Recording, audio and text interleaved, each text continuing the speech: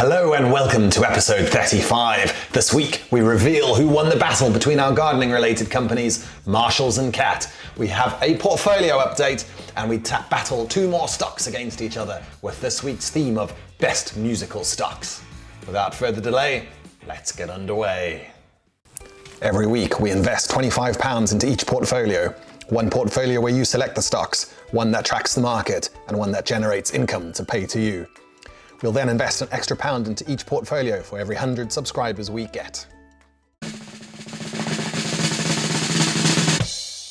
The weather in the UK this week has been absolutely incredible, fitting in well with our theme of gardening-related stocks. It was David against Goliath, with Marshalls against the behemoth that is Caterpillar. But David wins in this case, because the winner was Marshalls. 3, 2, 1, go. Last week we had some lovely green with the benchmark up 3.4%, Battle Royale up 2.6%. This week not quite as good, with the benchmark up 0.1%, just about flat, and the Battle Royale down 0.5%. But with everything else going on in the world, I'll take that. The biggest movers in our portfolio this week are in first place Tristel, moving up 8.2% over the week, and the biggest loser, Black Rifle Coffee, down almost 30% after some bad earnings. That is a phenomenal fall. A few bits and pieces of interest, mainly dividends being announced. There's been a lot of financial reports over the last week or so, and here they are for you to see.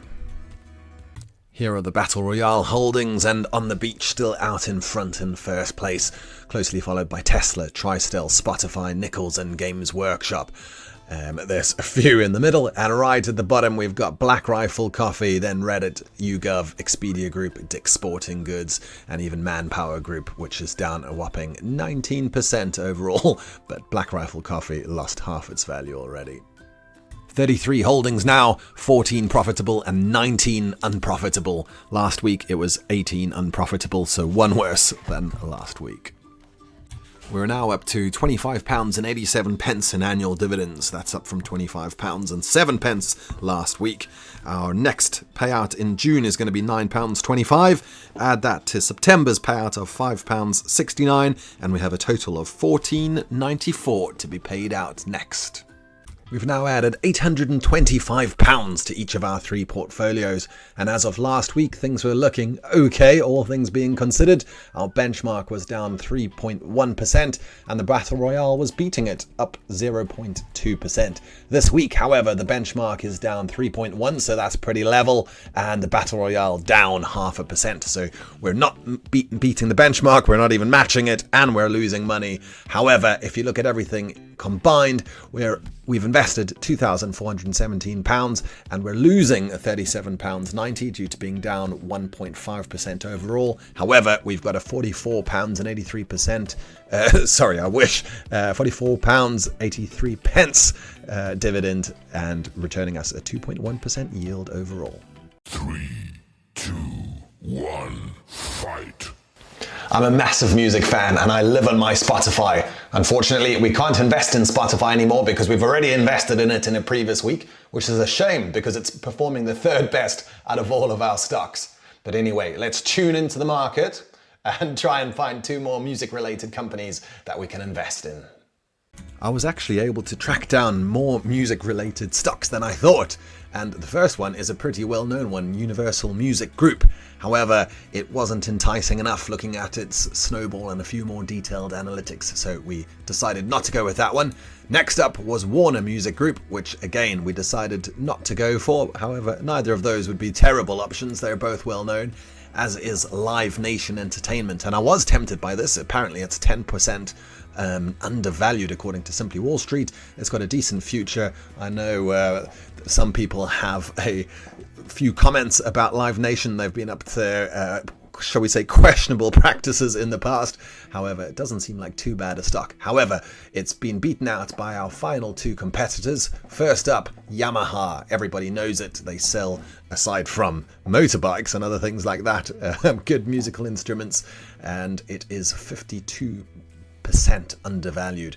It's got a decent future outlook, and it's a healthy company that does have a dividend of 2.6% whilst also buying back stocks. Future growth of 22.6 earnings growth rate estimated, and 22.3% earnings growth rate, earnings per share growth rate, that is. And I'm going to compare them with a company called Cirrus XM Holdings, which I must confess I hadn't heard about before, but they seem to be all across the music industry, admittedly in North America. But it seems to be involved in satellite radios, websites, comedy, sports, so sort of licensing, but then it's also got podcasts, and basically have a little read through that. It's got everything. It is also 68.9% undervalued, which is a huge amount. It's got a good future growth of 47.2% and 48.8% again, if you're going to believe their estimations. It also pays a decent dividend yield, and not much of a buyback, but that's not the end of the world. Financial health and past, perhaps, not quite as good as a company like Yamaha, if I just pop back to them. But it's both good options, difficult to choose between the two, and that's the whole point of this podcast. Or YouTube video, whatever we're doing.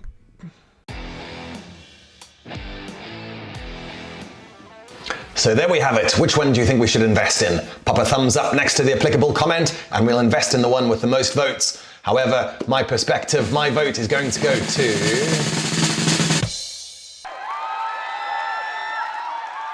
I hope you've had a wonderful sunny weekend and have a great week ahead. We'll see you next week. Goodbye.